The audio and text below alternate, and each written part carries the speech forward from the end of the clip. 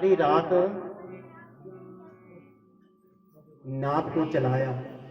ऐसा लगता है कि सामने गोकुल तो नहीं दिखाई दे रहा, मैं कहीं दूर निकल गया हूँ, पता नहीं कहाँ निकल गया। तब तक कोई नहाने के लिए वहां पर आया घाट के ऊपर और उससे पूछने लगे कि भैया ये कौन सी जगह है? कि मथुरा है। दिमाग खराब है तेरा, मथुरा है? मथुरा को तो मैं रात को बैठा था मथुरा में कश्ती में, ये सारी रात मैंने चप्पू लगाए और तू फिर से कह रहा है कि मैं मथुरा में हूँ, मैं तो पता नहीं कहाँ पहुंच गया हूँ। तो इतने में वही मंदिर था और मंदिर से पंडित जी आए थे पानी भरने के लिए, भगवान को स्नान कराना था। उन्होंने कहा कि अरे चौबे, तू पहुंचता तब ना जब तू नाव की रस्सी खोलता। रस्सी चप्पू तो तूने सारी रात लगाए, पर कश्ती तो बांध के रखी हुई थी खूंटे से, तो ये यहीं पर रहा तू। तो बोलने का मतलब क्या है, आप भगवान तक तब पहुंचोगे जब घर का ध्यान आपका हट जाए। तीर्थों के बीच में जाते हैं, चले होते हैं और साथ में कहते हैं मैं ये पता नहीं करे क्या आदो ना माल न जो का भी पाया कि नहीं है मुन्नू कूड़े रे तो नहीं होंगे अपू बाटी में। और इस बात को छोड़ करके यदि वहां पर भगवान का नाम लिया होता ना तो वो जाप होता तीर्थों के बीच में, तो जाप तो हुआ ही नहीं। जाप किसका हुआ? भैंस का, बच्चों का, और रह गए वहीं। तो इस मन रूपी कश्ती को उस खूंटे से खोलना है और भगवान के चरणों के बीच में लगाना है, तब गोकुल के बीच में पहुंचोगे, अयोध्या के बीच में पहुंचोगे। यही बैठे बैठे आपको गोकुल और अयोध्या के दर्शन हो जाएंगे, पर मन कथा के बीच में पूरी तरह से लगाना है। तो भारद्वाज ऋषि के लिए कथा सुनाने की तैयारी कर रहे हैं याज्ञवल्क्य महाराज। और क्या प्रश्न था, क्या प्रश्न किया था भारद्वाज ने? राम कौन है? आपको याद है? मैं भूल जाता हूँ ना, मैं उधर चौबे के पास रह गया था। बोलिए श्री रामचंद्र भगवान की। तो भारद्वाज ने प्रश्न किया था कि ये जो राम है ये कौन है? मैंने कई राम के विषय में सुना है। एक राम वो है जो दशरथ जी के घर के बीच में पैदा हुए। अब क्या किस तरह से कह रहे हैं कि एक राम अवधेश कुमारा, तीन कर चरित्र विदित संसारा, नारी ब्रह दुख लहो अपारा, भयो रोष रण रावण मारा। मतलब कि मैं एक उस राम को जानता हूं कि जो दशरथ महाराज जी के घर के बीच में पैदा हुए और जिनको सारा संसार जानता है। और उनकी वनवास हुआ था उनको, और वहां पर क्या हुआ,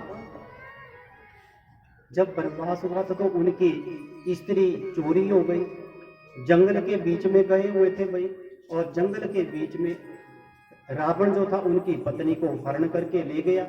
अब राम सीता के पति हैं तो उसका तो नाराज होना स्वाभाविक बात है, कोई इसमें बड़ी बात नहीं। कोई पति पत्नी जा रहे हो बाजार के बीच, मान लो यहाँ से चले गए मन्नू से कोई जाओ के बीच में, और उसकी पत्नी को कोई छेड़ दे तो नाराज होगा ना पति, उसका तो स्वाभाविक है नाराज होना। यदि ताकतवर होगा तो छेड़ने वाले को गले से पकड़ लेगा, तूने मेरी पत्नी के साथ दुर्व्यवहार कैसे किया। और यदि कमजोर हुआ तो उसे पता है कि मैंने यदि कुछ कहा तो ये मुझे भी पीट देगा, तो क्या करेगा? पुलिस के पास जाएगा। तो अब ये जो थे राम थे दशरथ के कुमार, इनकी पत्नी को रावण ने चुराया और ये ताकतवर थे, इन्होंने क्या किया, रावण को मार दिया और पत्नी को छुड़ा करके ले आए। तो इनकी ये इतनी सारी ये गाथाएं क्यों गा रही हैं? कितने भारद्वाज चालाक हैं, किस तरह से राम कथा को सुनने के लिए। और कह रहे हैं कि भगवान शंकर एक राम राम कहते रहते हैं, भगवान का नाम जपते रहते हैं, ये कौन से राम है? तो अब याज्ञवल्क्य ऋषि जी हंसते हैं और कहते हैं कि यदि आप राम कथा सुनना चाहते हो तो ठीक है, मैं आपके लिए जो है राम कथा सुनाऊंगा। आप कथा के बीच में मन लगाइए। अब याज्ञवल्क्य ऋषि जो हैं वो व्यास बनते हैं और भारद्वाज ऋषि जो है वो श्रोता बनते हैं और कथा को बोलना शुरू कर देते हैं। कहा कि महाराज, आपने जो जो प्रश्न किया है, ऐसा प्रश्न एक बार भवानी ने, किसने किया था? पार्वती ने, सती ने किया था। सती ने किया था भगवान शंकर के पास कि महाराज, ये जो आप किसी का नाम जपते रहते हैं, ये कौन है? तो याज्ञवल्क्य ऋषि जी जो है इस पूरी घटना का वर्णन करते हैं कि क्या क्या प्रश्न पार्वती मैया ने, सती मैया ने भगवान शंकर के साथ किए थे। एक बार की बात है, त्रेता युग का समय था और त्रेता युग का भी क्या था? चौथा चरण। जैसे कलयुग चला हुआ है, अभी पहला चरण है, तो उस वक्त त्रेता युग चला हुआ था और त्रेता युग का जो था वो चौथा चरण चला हुआ। और ऐसे समय के बीच में जो है कैलाश के बीच में भगवान भोलेनाथ की समाधि टूट जाती है, समाधि से उठ जाते हैं। और जैसे ही भोलेनाथ की आंखें खुलती हैं तो थोड़ी देर मन के बीच में सोचते हैं कि मैं यहां पर बैठकर के क्या करूंगा। जैसे कहते हैं कि गर्भ के बीच में जब बच्चा होता है तो उसे अपना प्रभु दिखाई देता है, इष्ट दिखाई देता है, और जब वो वहां गर्भ से बाहर आता है तो जब वो उसे नहीं दिखाई देता तो वो रोता है, चिल्लाता है कि भगवान आप कहां चले गए। तो इसी प्रकार से भोलेनाथ अपने इष्ट का ध्यान कर रहे थे, राम ध्यान में थे, समाधि में थे। और जब समाधि से उनका ध्यान हटा, आंखें खुली, तो मन के बीच में आया कि जब अब समाधि से मैं उठ गया हूं तो यहाँ पर बैठे बैठे मैं क्या करूंगा। और क्या किया? मन के बीच में सोचा कि चलो कहीं चल करके भगवान की कथा को सुनते हैं जाकर। देखिए, भगवान भोलेनाथ जो त्रिकालदर्शी हैं, तीनों लोकों के स्वामी हैं, त्रिनेत्रधारी हैं, वो भी अपने प्रभु की कथा सुनने के लिए जा रहे हैं। ऐसा थोड़ी है कि उन्हें किसी बात का ज्ञान नहीं है तो हर बात का ज्ञान, पर फिर भी भगवान का नाम किसी के मुख से सुनना बहुत अच्छा लगता है। इतना आपको ये रामचरितमानस है, इसको पढ़ने से इतना आनंद नहीं आएगा जितना आपको सुनने से आएगा।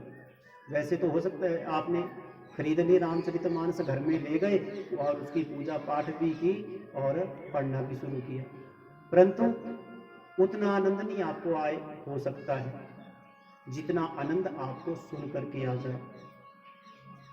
तो भोलेनाथ को लगा कि अब यहाँ पर कैलाश के ऊपर क्यों बैठे रहना, कहीं चल करके हम भगवान अपने इष्ट की, प्रभु की कथा को सुनते हैं। और कैलाश के शिखर को छोड़ करके भोलेनाथ चल पड़ते हैं दंडक वन की तरफ। अब देखिए कितना प्रेम है भगवान भोलेनाथ का श्री राम जी से कि कैलाश की ऊंचाइयों को छोड़ करके दंडक वन की तरफ जा रहे हैं। दंडक वन कहाँ है? दक्षिण भारत के बीच में, और कैलाश कहाँ है? उत्तर भारत के बीच में। कई लोग होते हैं ना, वो सोचते हैं कि हम बहुत दूर से कथा सुनने के लिए आ गए, इस गांव के इस कोने से दूसरे कोने में पहुंच गए जाकर के, तब सुनी हमने कथा। देखिया बेबे केड़ी भगत नहीं आऊं, कितने नहीं छड़ती कथा, दूर दूर जाइए। पर भोलेनाथ को देखो कहां से चले? उत्तर भारत, कैलाश से, जहां तक हम कभी जा ही नहीं पाते, इतनी ऊंचाई पर बैठे हो भोलेनाथ, वहां से उतरे और दक्षिण भारत के बीच में पहुंच गए जाकर के। और यदि आप सोचें कि ये दंडक वन दक्षिण भारत के बीच में कहाँ जैसे हुआ, तो ये नासिक के आसपास, नासिक के आसपास ये उस वक्त का दंडक वन वहाँ नाम था, आजकल पता नहीं क्या नाम होगा। तो वहाँ पर भोलेनाथ पहुँचे जाकर के, और हम गांव के इस कोने से उस कोने तक जब जाते हैं तो बड़े भरी दूर से आए, हमारे जैसा भक्त कौन होगा। परंतु देखिए भोलेनाथ की भक्ति, सब कुछ जानते हैं, परम ज्ञानी हैं, संसार को चलाने वाले हैं, और वो भी इतने दूर गए हैं भगवान की कथा को सुनने के लिए। तो कभी ये नहीं मन के बीच में सोचना चाहिए कि हम बड़े दूर कथा सुनने जाते हैं। ऐसा सोचने से कथा का जो भाव है, जो श्रद्धा है कथा के प्रति, वो समाप्त हो जाती है, जिसका हमें पता ही नहीं चलता कि वो श्रद्धा हमारी कब समाप्त हो गई। तो जब भी आप कथा के बीच में आए तो बड़प्पन छोड़ दें, जिस तरह से भोलेनाथ ने अपने बड़प्पन को छोड़ दिया कि मैं इस त्रिलोकी का मालिक हूँ, ये नहीं सोचा। एक भक्त बनकर के वहां जा रहे हैं कथा सुनने के लिए, तो कथा सुनने के लिए ये नहीं सोचे कि हम इतने बड़े औहदे पर हैं और मैं भी जा रहा हूँ कथा सुनने के लिए। केवल एक तुच्छ भक्त बनकर के भगवान की कथा को सुनने के लिए जाएं तो भगवान की कृपा आप पर बनेगी। और इस प्रांगण के बीच में चाहे करोड़पति हो चाहे खाकपति हो, सब एक बराबर है। भगवान का भक्त बड़ा नहीं होता, छोटा नहीं होता, सब बराबर है। ये ऊंच नीच तो हमने आपस में बनाई हुई है, परंतु भगवान की नजरों के बीच में सब बराबर है। और जब भोलेनाथ कथा सुनने के लिए चले तो कैसे चले? कथा को जाना हो तो उसका वैसे तो तरीका है। क्या तरीका है? वो संग सती जग जननी भवानी, पूजे ऋषि अखिलेश्वर जाहि। राम सिया राम जय जय राम, राम सिया राम जय जय राम। हो संग सती जग जननी भवानी,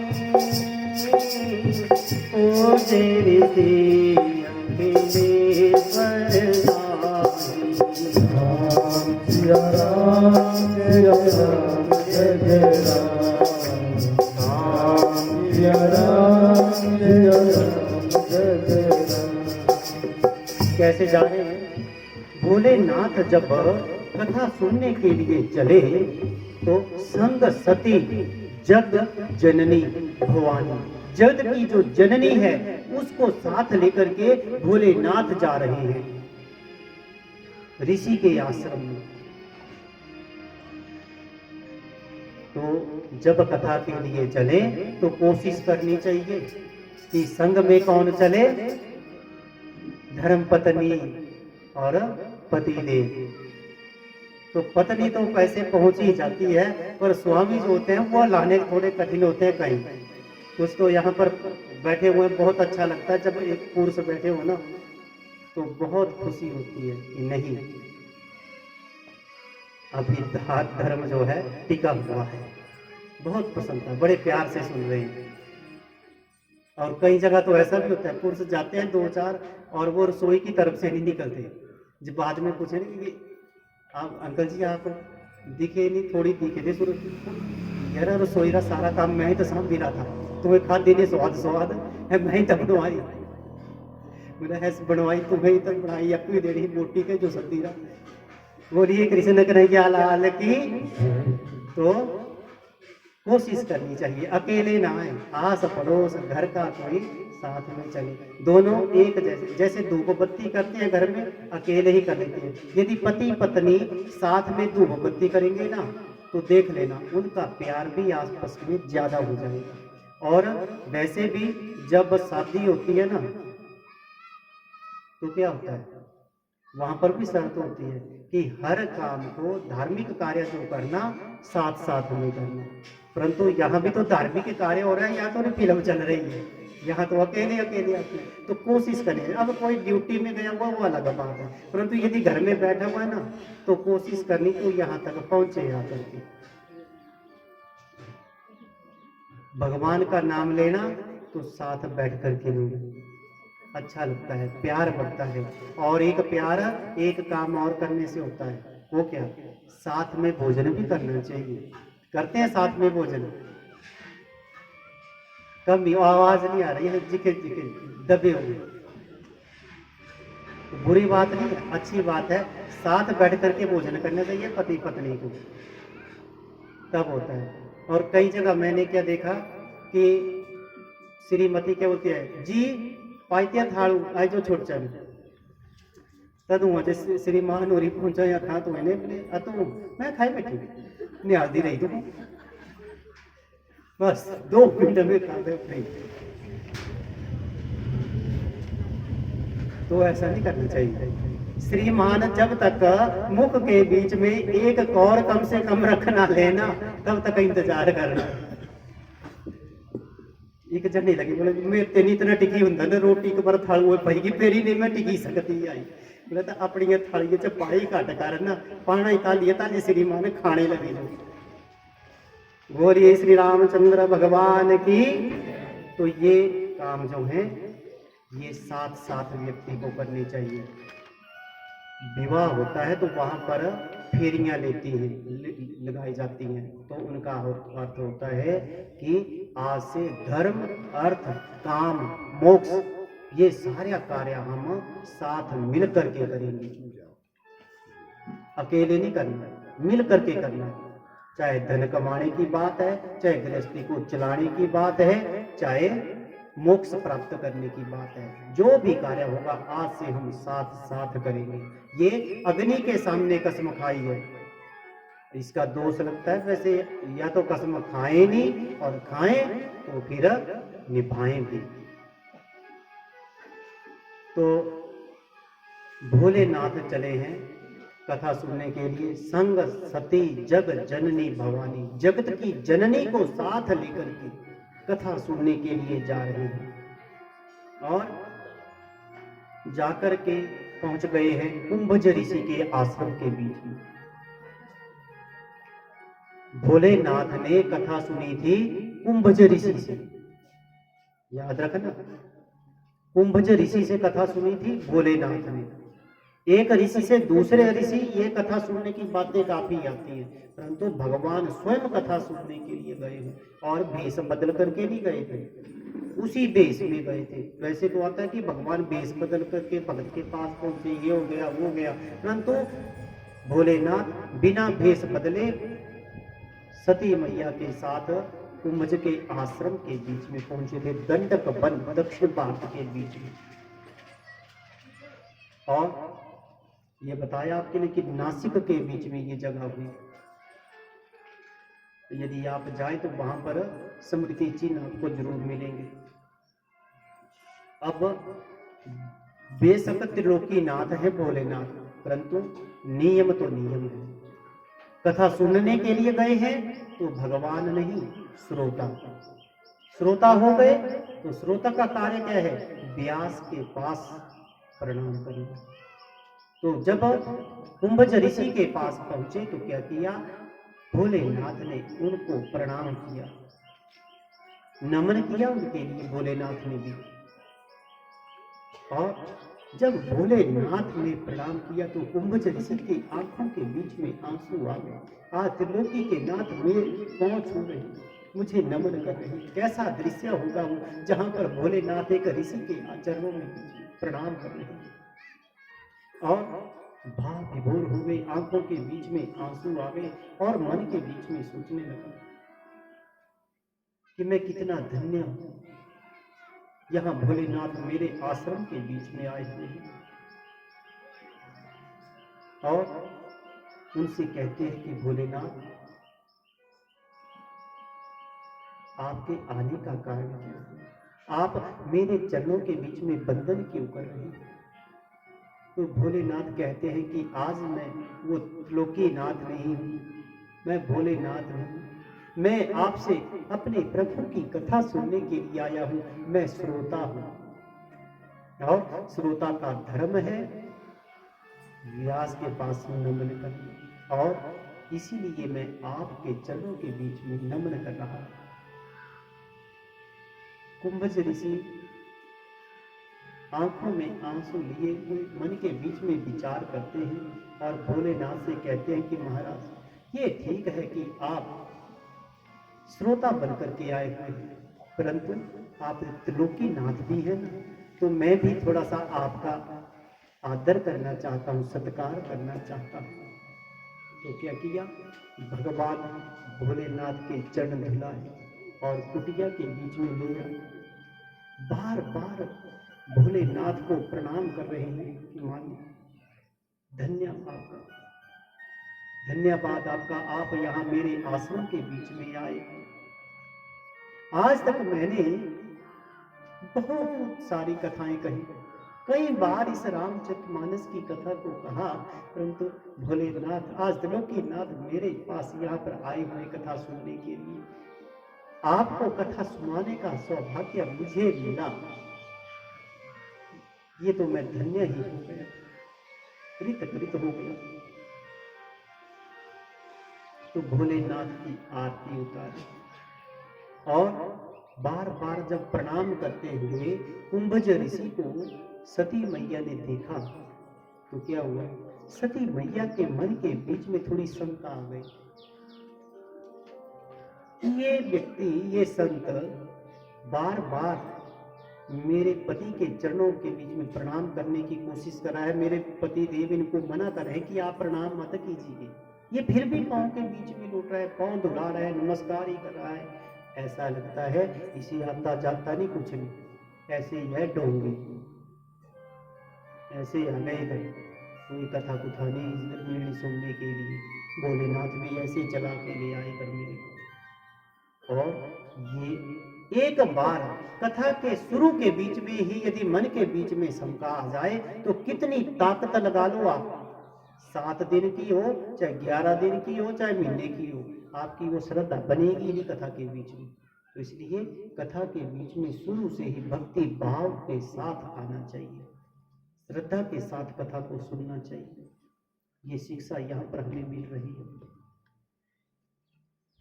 तो कथा तो चली, कुंभज ऋषि ने कथा को सुनाया, परंतु कथा को सुना किसने? केवल भोलेनाथ। बोलिए श्री रामचंद्र भगवान की। भाई कुंभज ऋषि जो थे भोलेनाथ का सत्कार कर रहे थे, इसीलिए प्रणाम किया। परंतु कई बार क्या होता है, हम किसी का जो प्रणाम होता है, जो हमें आदर देता है, उसका हम गलत मतलब निकाल लेते हैं कि देखा इतना बड़ा व्यक्ति और मेरे पास झुक रहा है, मैं बड़ा हूं, ये कुछ नहीं है, ये है अहंकार। जिस व्यक्ति के मन के बीच में अहंकार आ जाता है उसका कभी कल्याण नहीं होता। और भगवान ने स्वयं अपना नहीं अहंकार रखा तो दूसरे का क्या रखा? तो पार्वती जो थे इसके मन के बीच में शंका आ गई। यहां से हमें ये शिक्षा मिल रही है कि हमें शंका नहीं करनी चाहिए। और क्या होता है, झुकता कौन है? जो भरा हुआ होता है, जो खाली है वो थोड़ी झुकेगा। उस पेड़ की टहनियां शाखाएं झुकेंगी जिसमें फल लगता है, जिसमें फल नहीं लगते उसकी शाखाएं ऊपर की ओर, और जिसमें फल लगते हैं उसकी शाखाएं नीचे की ओर, वो झुकी हुई होती हैं। तो झुकता वही है जिसमें जान है, और अकड़ तो मुर्दे की पहचान है। अकड़ता कौन है?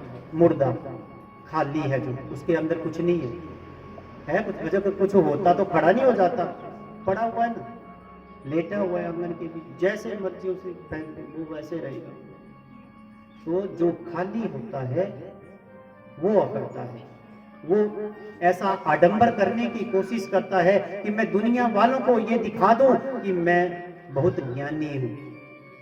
वो दिखाने की कोशिश करता है, परंतु जो ज्ञानी होगा उसे इस बात का ज्ञान है कि मुझे अपने ज्ञान को दिखाने की जरूरत नहीं है। ये बन रहा है ना समझ का, बनने दो। ये मुझे मूर्ख समझ रहा है, ठीक है, इसके लिए मैं मूर्ख ही अच्छा, क्योंकि एक मूर्ख को आप यदि ज्ञान देने लगोगे तो उसको ज्ञान नहीं आएगा, वो उल्टा आपको एक चार बातें और कह देगा। तो इसलिए सफलता कब मिलती है? जब व्यक्ति झुक करके चलता है।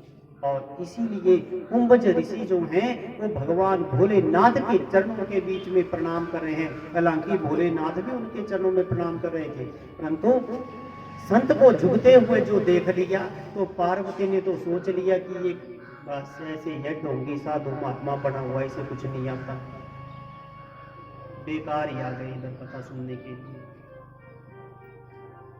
तो तुलसी बाबा जब इस ग्रंथ को लिख रहे थे तो बड़े ध्यान से इस ग्रंथ को लिख रहे थे। पहले जब भगवान भोलेनाथ सती मैया के साथ कथा सुनने के लिए चले तो क्या लिखा कि संग सती जग जननी भवानी, और कथा सुनने की बात आई तो क्या कहा कि सुनी महेश परम सुख मानी, राम कथा गुनी वर्ज बखानी। सुनी महेश परम सुख मान करके बड़े आनंद के साथ भगवान भोलेनाथ ने राम कथा को सुना और मुनि ने सुनाया, परंतु ये नहीं कहा कि सती मैया की जगत जननी के साथ भोलेनाथ कथा सुन रहे हैं, क्योंकि मन में विकार आ गया था, तो नाम गायब हो गया, घट गए। तो पूरी कथा सुनी भगवान भोलेनाथ जी ने और कथा पूरी हुई, परंतु पार्वती जो थी ये सोच रही थी कि भोलेनाथ कब यहाँ से चलते, कब यहाँ से चलते।